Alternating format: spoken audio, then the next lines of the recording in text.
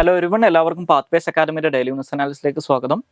ഇന്ന് നമ്മൾ ഡിസ്കസ് ചെയ്യുന്ന topics scheme for care and support to victims under section 4 and 6 of POCSO act 2012, generalised system of preferences, bacterial pathogens priority list, UNODC, places in news ആയിട്ട് Belgorod region. അപ്പോൾ അതിൽ ആദ്യം discuss ചെയ്യാൻ പോകുന്നത് scheme for care and support to victims under section 4 and 6 of POCSO act.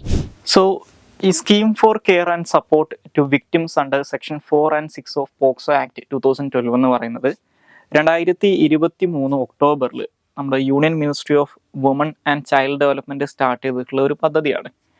അപ്പോൾ ഈ പദ്ധതി നേരിടുന്ന ചില ഡ്രോബാക്സിനെ കുറിച്ച് ഇന്നത്തെ ഹിന്ദുവിൻ്റെ എഡിറ്റോറിയൽ പേജിനകത്ത് അവരുടെ ആർട്ടിക്കിൾ പബ്ലിഷ് ചെയ്തിട്ടുണ്ട്. അപ്പോൾ ആ ഒരു കോണ്ടെക്സ്റ്റിലാണ് നമ്മൾ ഇതിനെക്കുറിച്ച് ഡിസ്കസ് ചെയ്യുന്നത്. അപ്പോൾ അതിനകത്ത് ഈ സ്കീമിനെ കുറിച്ച് നോക്കിക്കഴിഞ്ഞാൽ ഫസ്റ്റ് ഓഫ് ഓൾ എന്താണ് ഇത്തരത്തിലൊരു സ്കീമിൻ്റെ ആവശ്യകത എന്ന് മനസ്സിലാക്കുക. നമുക്ക് എല്ലാവർക്കും അറിയാം, ഇന്ത്യയിൽ ഈ 18 വയസ്സിൽ താഴെയുള്ള ആളുകൾ അല്ലെങ്കിൽ കുട്ടികളെ സെക്ഷൽ ഒഫൻസസിൽ നിന്ന് പ്രൊട്ടക്ട് ചെയ്യുന്നതിന് വേണ്ടിയിട്ടാണ് 2012 Indian parliament protection of children from sexual offences act അല്ലെങ്കിൽ പോക്സോ ആക്ട് എന്ന് പറയുന്ന നിയമം പാസ്സാക്കിയിട്ടുള്ളത്. ആ പോക്സോ ആക്ടിനെ പിന്നീട് 2019 അമെൻഡ് ചെയ്തുകൊണ്ട് കുറച്ചും കൂടി സ്ട്രിൻജൻ്റ് ആയിട്ടുള്ള പണിഷ്മെൻറ്റും കാര്യങ്ങളൊക്കെ ഇൻട്രൊഡ്യൂസ് ചെയ്യുകയും ചെയ്തിട്ടുണ്ടായിരുന്നു. അപ്പോൾ യൂഷ്വലി പോക്സോ ആക്ടിനകത്ത് പറയുന്ന പ്രധാനപ്പെട്ട 2 വകുപ്പുകളാണ് ഈ സെക്ഷൻ 4ഉം അതുപോലെ തന്നെ സെക്ഷൻ 6ഉം. അതായത് ബേസിക്കലി ഇതിനകത്ത് പറയുന്ന റേപ്പിനെ കുറിച്ചാണ് ഈ സെക്ഷൻ 4 and 6 പറയുന്നത്. അപ്പോൾ നോർമലി ഇത്തരത്തിൽ ഈ പോക്സോ ആക്ട് അനുസരിച്ച് അല്ലെങ്കിൽ ഇത്തരത്തിലുള്ള സെക്ഷൽ വയലൻസ്, എസ്പെഷ്യലി റേപ്പ് പോലുള്ള വയലൻസ് ഫേസ് ചെയ്യുന്ന കുട്ടികൾ പ്രഗ്നൻ്റ് ആയിട്ട് മാറാനുള്ള ചാൻസസ് വളരെ കൂടുതലാണ്. അത് മാത്രമല്ല, അവർ സൊസൈറ്റിയിൽ നിന്നൊക്കെ വലിയ രീതിയിലൊരു സ്റ്റിഗ്മറ്റൈസേഷൻ അല്ലെങ്കിൽ ഒരു മാർജിനലൈസേഷൻ ഫേസ് ചെയ്യാനുള്ള സാധ്യതയുണ്ട്. അപ്പോൾ ആ ഒരു പ്രശ്നത്തിനെ അഡ്രസ്സ് ചെയ്യുന്നതിന് വേണ്ടിയിട്ട്, അതായത് ഇത്തരത്തിൽ ഈ സെക്ഷൽ വയലൻസിന് വിധേയരാകുക അല്ലെങ്കിൽ റേപ്പിന് വിധേയരാകുന്ന പോക്സോ വിക്ടിംസ് ആയിട്ടുള്ള കുട്ടികൾ അവർ പ്രഗ്നൻ്റ് ആയിട്ട് മാറിക്കഴിഞ്ഞാൽ അവരെ പ്രൊട്ടക്ട് ചെയ്യുന്നതിന് വേണ്ടിയിട്ട് അവർക്ക് വേണ്ട ചില സർവീസസും കാര്യങ്ങളൊക്കെ പ്രൊവൈഡ് ചെയ്യുന്നതിന് വേണ്ടിയിട്ടാണ് ഈ സ്കീം ആരംഭിച്ചിട്ടുള്ളത്. അപ്പോൾ ഈ സ്കീമിൻ്റെ പർപ്പസ് എന്താണെന്ന്, ഈ സ്കീമിനെ കുറിച്ച് ബേസിക് ആയിട്ടുള്ള ചില കാര്യങ്ങൾ അറിഞ്ഞിരിക്കുക. ഒന്ന്, ഞാൻ നേരത്തെ പറഞ്ഞതുപോലെ 2023 നവംബറിലാണ് ഈ പദ്ധതി ആരംഭിക്കുന്നത്. ഞാൻ ഒക്ടോബറിൽ നിന്നാണ് പറഞ്ഞത്, ഒക്ടോബറിലല്ല നവംബറിലാണ് ഇത് ആരംഭിക്കുന്നത്. ഇതൊരു സെൻട്രലി ഫണ്ടഡ് സ്കീമാണ്. അതായത് നിർഭയ ഫണ്ട് ഉപയോഗിച്ചുകൊണ്ട് കേന്ദ്ര ഗവൺമെൻറ് ഫണ്ട് ചെയ്യുന്ന ഒരു സ്കീമാണ്. Ministry of woman and child ഡെവലപ്മെൻറ്റിൻ്റെ അണ്ടറിലാണ് ഈ സ്കീം വരുന്നത്. ഇനി ഈ സ്കീമിൻ്റെ ഒരു പർപ്പസ് ഞാൻ നേരത്തെ സൂചിപ്പിച്ചതുപോലെ തന്നെ ഈ മൈനർ ആയിട്ടുള്ള പ്രഗ്നൻ്റ് വുമൺ അല്ലെങ്കിൽ പ്രഗ്നൻ്റ് ആയിട്ടുള്ള മൈനർ പെൺകുട്ടികൾ നേരിടുന്ന ചാലഞ്ചസിനെ അഡ്രസ്സ് ചെയ്യുക, അതുപോലെ തന്നെ നിലവിൽ അവർക്ക് വേണ്ടിയിട്ടുള്ള എക്സിസ്റ്റിംഗ് സ്കീംസിനകത്തുള്ള ഗ്യാപ്സ് ഫില്ല് ചെയ്യുക എന്നുള്ളതാണ് ഇതിൻ്റെ ലക്ഷ്യം എന്ന് പറയുന്നത്. ഇത് ഇംപ്ലിമെൻറ്റ് ചെയ്യുന്നത് അതത് സ്റ്റേറ്റ് അല്ലെങ്കിൽ യൂണിയൻ ടെറിട്ടറി ഗവൺമെൻറ്റുകളിലൂടെയാണ്. ഇനി ഈ സ്കീമിൻ്റെ ലക്ഷ്യമായിട്ട് പറയുന്ന ഒബ്ജക്റ്റീവ്സ് ആയിട്ട് ഈ സ്കീമിന് ഒഫീഷ്യലി പറയുന്ന കാര്യങ്ങൾ എന്ന് പറയുന്നത്, ഒന്ന്, ഇത്തരത്തിലുള്ള മൈനർ പ്രഗ്നന്റ് ഗേൾസിനും അതുപോലെ തന്നെ ചൈൽഡ് വിക്ടിംസിനൊക്കെ ഒരു ഇൻ്റഗ്രേറ്റഡ് ആയിട്ടുള്ള സപ്പോർട്ടും അസിസ്റ്റൻസും ഒരു സിംഗിൾ റൂഫിൻ്റെ കീഴിൽ പ്രൊവൈഡ് ചെയ്യുക എന്നുള്ളതാണ്. രണ്ടാമതായിട്ട് അവർക്ക് വേണ്ട ഇമ്മീഡിയറ്റ് ആയിട്ടുള്ള എമർജൻസി ആയിട്ടുള്ള അല്ലെങ്കിൽ നോൺ എമർജൻസി ആയിട്ടുള്ള കാര്യങ്ങൾ ഫെസിലിറ്റേറ്റ് ചെയ്യുക. അതായത് അവർക്ക് വേണ്ട ഒരു റേഞ്ച് ഓഫ് സർവീസസിലേക്ക് ആക്സസ് ഈസി ആയിട്ട് കൊടുക്കുക, അത് ഫെസിലിറ്റേറ്റ് ചെയ്യുക, അവരുടെ റീഹാബിലിറ്റേഷൻ കുറച്ചും കൂടി ഈസി ആക്കി മാറ്റുക എന്നുള്ള കാര്യങ്ങളൊക്കെയാണ് ഈ സ്കീമിൻ്റെ ഒബ്ജക്റ്റീവ്സ് ആയിട്ട് പറയുന്നത്. ഇനി ഈ സ്കീമിനകത്ത് ഫസ്റ്റ് ഓഫ് ഓൾ ഈ സ്കീമിൻ്റെ എലിജിബിലിറ്റി എന്താണെന്ന് മനസ്സിലാക്കാൻ ഞാൻ നേരത്തെ പറഞ്ഞ പോലെ സെക്ഷൻ 4 and 6 ഈ പോക്സോ ആക്ടിനകത്ത് പറയുന്ന സെക്ഷൻ 4 and 6 പറയുന്ന വിക്ടിംസ് ഉണ്ട്. അതായത് ഈ പോക്സോ കേസിനകത്തുള്ള റേപ്പിന് വിധേയരായിട്ടുള്ള പ്രഗ്നൻ്റ് ആയിട്ട് മാറിയിട്ടുള്ള വിക്ടിംസ് ഉണ്ട്. അപ്പോൾ അവർക്കാണ് ഈ സ്കീമിൻ്റെ ബെനിഫിറ്റ്സ് കിട്ടുക. ഓക്കെ, അപ്പോൾ ഇവർക്ക് കിട്ടുന്ന ബെനിഫിറ്റ്സ് എന്ന് പറഞ്ഞു കഴിഞ്ഞാൽ, ഒന്ന്, ഈ ഇത്തരത്തിലുള്ള കുട്ടികൾക്കും അവർക്കുണ്ടാകുന്ന മക്കൾക്കും സേഫ് സ്പേസ് ടു ലിവ്, അതായത് അവർക്ക് ജീവിക്കാനുള്ള ഒരു സ്പേസ് ഗവൺമെൻറ്റിൻ്റെ ഭാഗത്തുനിന്ന് കൊടുക്കും. അതായത് ഇവർക്ക് സ്വന്തം വീടുകളിൽ പോകാൻ പറ്റാത്ത സാഹചര്യങ്ങളാണെങ്കിൽ ഇവർക്ക് ജീവിക്കാനുള്ളൊരു സ്പേസ് കൊടുക്കും. അതുപോലെ തന്നെ ഇവർക്ക് വേണ്ട ഹെൽത്ത് സർവീസസും മെഡിക്കൽ എക്സാമിനേഷനും കൊടുക്കുന്നുണ്ട്.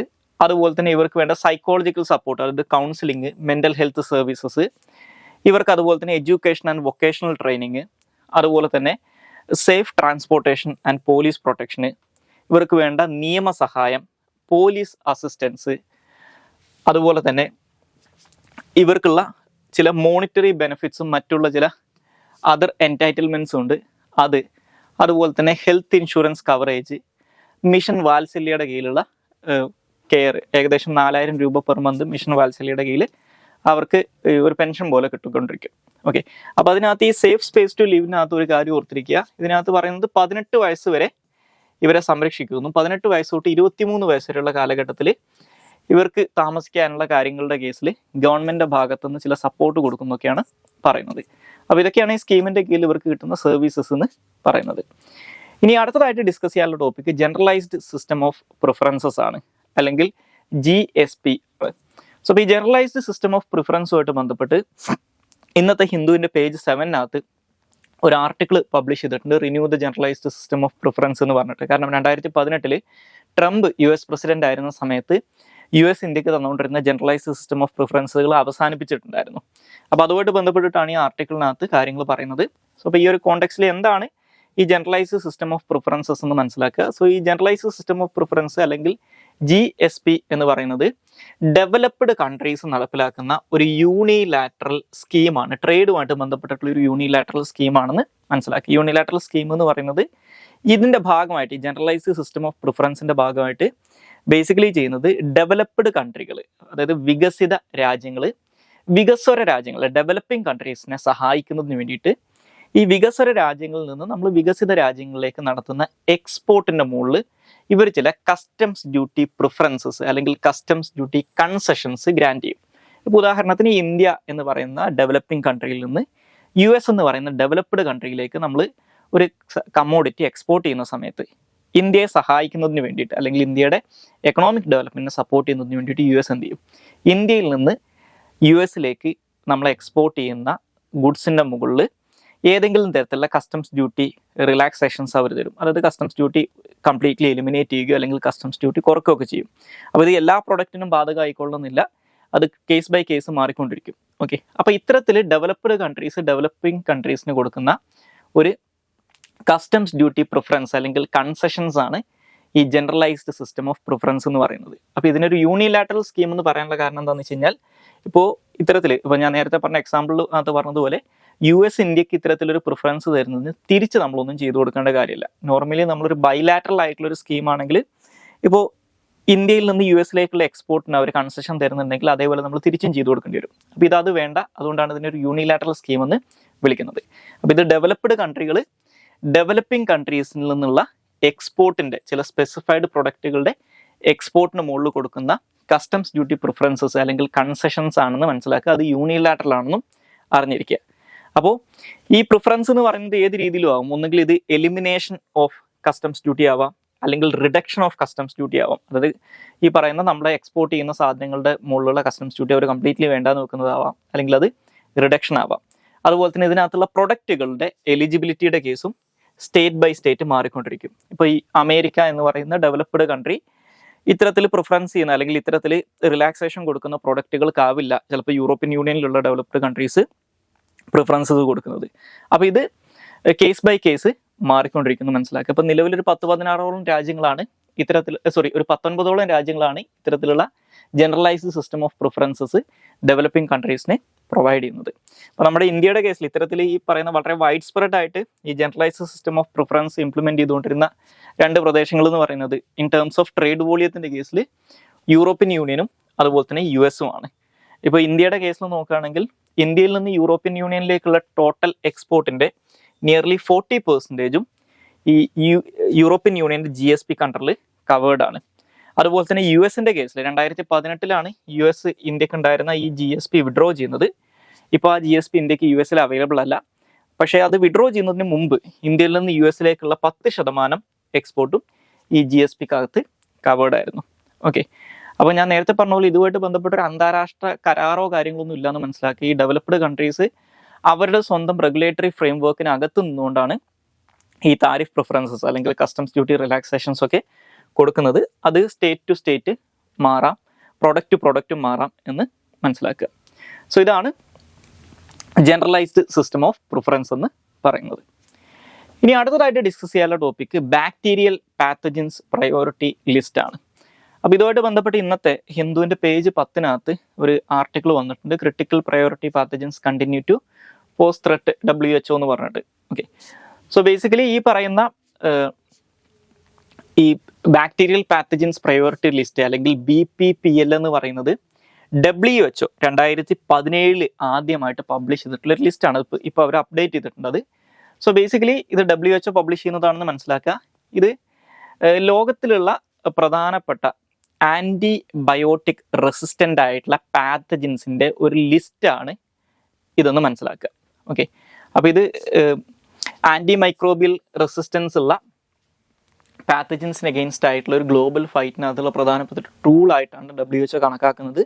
ഇത് ആദ്യമായിട്ട് WHO പബ്ലിഷ് ചെയ്യുന്നത് 2017 ഇപ്പോൾ 2024 BPPL എന്ന് പറയുന്നത് 2017 ലിസ്റ്റിൻ്റെ ഒരു അപ്ഡേഷൻ ആണെന്ന് മനസ്സിലാക്കുക. അപ്പോൾ അതിനകത്ത് ആ ലിസ്റ്റിനകത്ത് അവർ പ്രധാനമായിട്ടും പറയുന്നത് ഇപ്പം നിലവിൽ നമ്മൾ ഈ പറയുന്ന ആൻറ്റി മൈക്രോബിയൽ റെസിസ്റ്റൻ്റ് ആയിട്ടുള്ള അല്ലെങ്കിൽ ആൻറ്റിബയോട്ടിക് റെസിസ്റ്റൻ്റ് ആയിട്ടുള്ള പാത്തജൻസുമായിട്ട് ബന്ധപ്പെട്ട് നിലവിൽ നേരിടുന്ന പ്രധാനപ്പെട്ട ചാലഞ്ചസ് എന്തൊക്കെയാണ് അതിനെ അഡ്രസ്സ് ചെയ്യുക.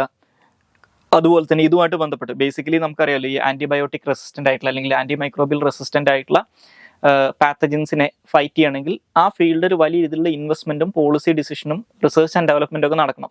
അപ്പോൾ അതിന് വേണ്ടിയിട്ട് policy makers, national health authorities അവരെയൊക്കെ സഹായിക്കുക അല്ലെങ്കിൽ അവരെയൊക്കെ ഇതിനകത്ത് ഗൈഡ് ചെയ്യുക.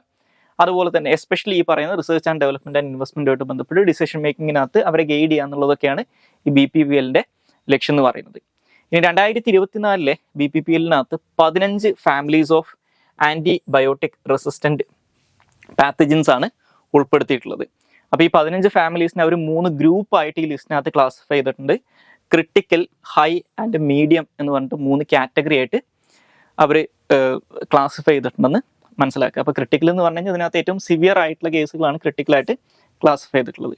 അപ്പോൾ ഇതിനകത്ത് പ്രധാനമായിട്ടും ഈ ക്രിട്ടിക്കൽ കാറ്റഗറി പെടുത്തിയിട്ടുള്ള ഏറ്റവും പ്രധാനപ്പെട്ട ഒരു പാത്തജൻ എന്ന് പറയുന്നത് ഒരു ഗ്രാം നെഗറ്റീവ് ബാക്ടീരിയ ആണ്.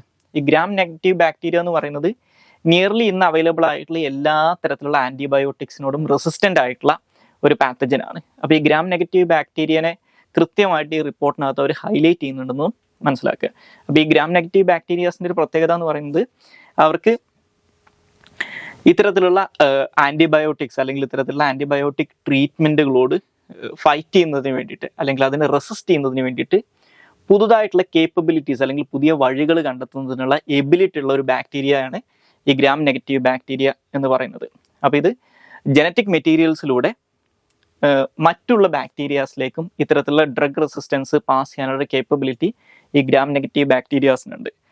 അപ്പോൾ അതിൻ്റെ ഇത് പോസ് ചെയ്യുന്ന ചാലഞ്ചിനെ കുറിച്ചും കൃത്യമായിട്ട് ഈ റിപ്പോർട്ടിനകത്ത് പറയുന്നുണ്ടെന്ന് മനസ്സിലാക്കുക. അപ്പോൾ എന്താണ് ഈ ഗ്രാം നെഗറ്റീവ് ബാക്ടീരിയ എന്നും കൂടി ഇതിൻ്റെ കൂടെ ഒന്ന് മനസ്സിലാക്കുക.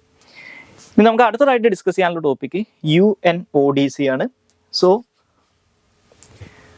UNODCയുമായിട്ട് ബന്ധപ്പെട്ട് അല്ലെങ്കിൽ united nations office on drugs and ക്രൈംസുമായിട്ട് ബന്ധപ്പെട്ട് ഇന്നത്തെ ഹിന്ദുവിൻ്റെ പേജ് 10 ഒരു റിപ്പോർട്ട് വന്നിട്ടുണ്ട്. Profits of organised crime must be targeted എന്ന് പറഞ്ഞിട്ട് നമ്മുടെ ഫിനാൻഷ്യൽ ആക്ഷൻ ടാസ്ക് ഫോഴ്സും ഇന്റർപോളും യുണൈറ്റഡ് നേഷൻസിൻ്റെ ഓഫീസ് ഓഫ് ഡ്രഗ്സ് ആൻഡ് ക്രൈംസിൻ്റെ ഒക്കെ ഹെഡുകൾ ഇത്തരത്തിലൊരു സ്റ്റേറ്റ്മെൻറ്റ് ഇറക്കിയതായിട്ടുള്ളൊരു വാർത്തയാണിത്. അപ്പോൾ ആ ഒരു കോണ്ടെക്സ്റ്റിലാണ് നമ്മൾ ഈ UNODCനെ കുറിച്ച് ഡിസ്കസ് ചെയ്യുന്നത്. FATFും അതുപോലെ തന്നെ ഇന്റർപോളൊക്കെ മുമ്പ് നമ്മൾ ഡെയിലി ന്യൂസ് അനാലിസിനകത്ത് ഡിസ്കസ് ചെയ്തിട്ടുള്ളതുകൊണ്ടാണ് ഇപ്പോൾ അത് രണ്ടും എടുക്കാതെ UNODC പറയാനുള്ള കാരണം. സോ ഇപ്പോൾ UNODC എന്ന് പറയുന്നത് 1997 ഓൾറെഡി UN-ൻ്റെ കീഴിലുണ്ടായിരുന്ന office for drug control and crime പ്രിവെൻഷനും okay. So 1997 office for drug control and crime prevention എന്നുള്ള പേരിലാണ് ഇത് എസ്റ്റാബ്ലിഷ് ചെയ്യുന്നത്. അതായത് അന്ന് നിലവിലുണ്ടായിരുന്ന united nations international drug control programme അല്ലെങ്കിൽ UNDCPയും അതുപോലെ തന്നെ crime prevention and criminal justice ഡിവിഷനും യുണൈറ്റഡ് നേഷൻസിൻ്റെ വിയന്നയിലുള്ള ഓഫീസിലുണ്ടായിരുന്ന crime prevention and criminal justice ഡിവിഷനും കൂടി മേർജ് ചെയ്തിട്ട് 1997 office for drug control and crime prevention എന്നുള്ള പേരിലാണ് ഇത് 1997 എസ്റ്റാബ്ലിഷ് ചെയ്യപ്പെടുന്നത്. പിന്നീട് 2002 ഇത് UNODC എന്നുള്ള പേര് മാറ്റുന്നത്. ഇവരുടെ ഹെഡ് ക്വാർട്ടേഴ്സ് ലൊക്കേറ്റ് ചെയ്തിട്ടുള്ളത് വിയന്നയിൽ തന്നെയാണ്. ഇത് യുണൈറ്റഡ് നേഷൻസിൻ്റെ കീഴിലുള്ള UN ഡെവലപ്മെന്റൽ ഗ്രൂപ്പിൻ്റെ ഭാഗമാണ് UNODC എന്ന് പറയുന്നത്.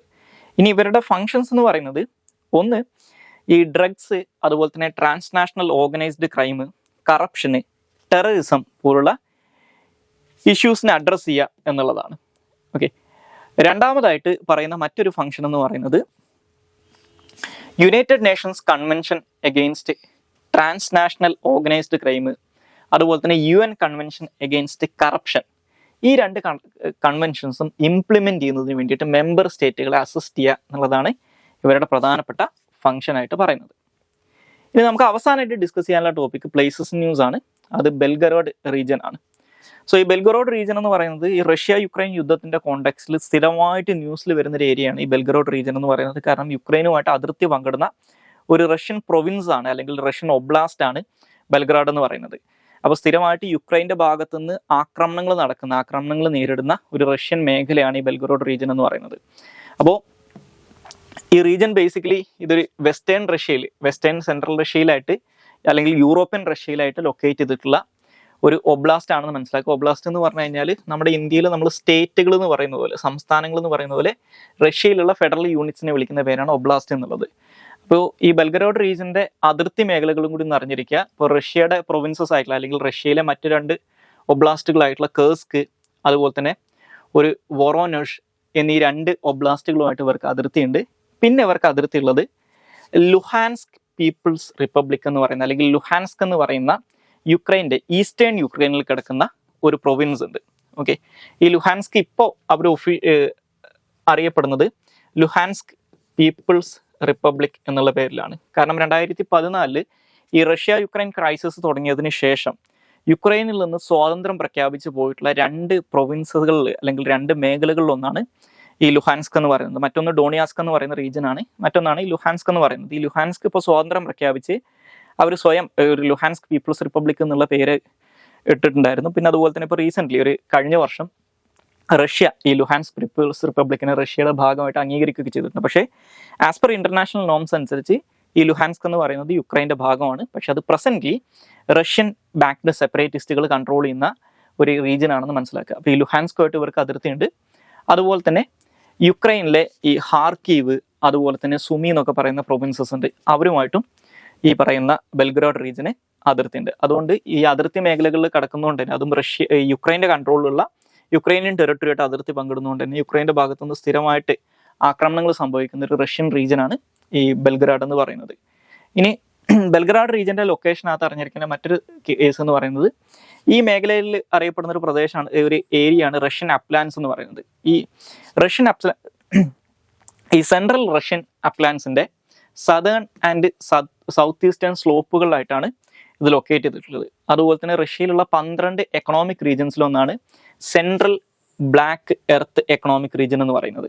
അപ്പോൾ ആ സെൻട്രൽ ബ്ലാക്ക് എർത്ത് എക്കണോമിക് റീജിയൻ്റെയും കൂടി ഭാഗമായിട്ടാണ് ഈ ബെൽഗ്രാഡ് അറിയപ്പെടുന്നത്. ഇനി അവിടുത്തെ ക്ലൈമറ്റ് എന്ന് പറയുന്നത് ഒരു മോഡറേറ്റ് ആയിട്ടുള്ള കോണ്ടിനെൻ്റൽ ക്ലൈമറ്റ് ആണ്. ഹോട്ട് സമ്മേഴ്സും അതുപോലെ തന്നെ റിലേറ്റീവ്ലി കോൾഡ് വിന്റേഴ്സും ഉള്ള ഒരു മോഡറേറ്റ് കോണ്ടിനെൻ്റൽ ക്ലൈമറ്റ് ആണുള്ളത്. അതുപോലെ തന്നെ സെക്കൻഡ് വേൾഡ് വാറിൻ്റെ സമയത്ത് ഈ നാസി ജർമ്മനിയും അതുപോലെ തന്നെ സോവിയറ്റ് യൂണിയനും തമ്മിൽ നടന്നിട്ടുള്ള വളരെ പ്രധാനപ്പെട്ട ഒരു യുദ്ധമാണ് ഈ ബാറ്റിൽ ഓഫ് കേഴ്സ്ക് എന്ന് പറയുന്നത്. അതിൻ്റെ ഭാഗമായിട്ട് നടന്നിട്ടുണ്ടായിരുന്ന ഒരു ബാറ്റിൽ ഓഫ് പ്രൊക്കോറോവ്ക എന്ന് പറയുന്ന ഒരു പ്രധാനപ്പെട്ട ബാറ്റിലുണ്ട്. ഇതിന് ശേഷമാണ് ഈ നാസി ജർമ്മനി അവരുടെ ഓപ്പറേഷൻ സിറ്റാഡലൊക്കെ അവസാനിപ്പിക്കേണ്ട ഒരവസ്ഥ വരുന്നതൊക്കെ. അപ്പോൾ ആ ഫേമസ് ആയിട്ടുള്ള ബാറ്റിൽ ഓഫ് പ്രൊക്കോറോവ്കയും നടക്കുന്നത് ഈ ബെൽഗ്രാഡ് റീജിയനിൽ വെച്ചിട്ടാണെന്ന് അറിഞ്ഞിരിക്കും. സോ ഇത്രയും കാര്യങ്ങളാണ് ഇന്നത്തെ ഡെയിലി ന്യൂസ് അനാലിസിനകത്ത് ഡിസ്കസ് ചെയ്യാനുള്ളത്. Thank you all.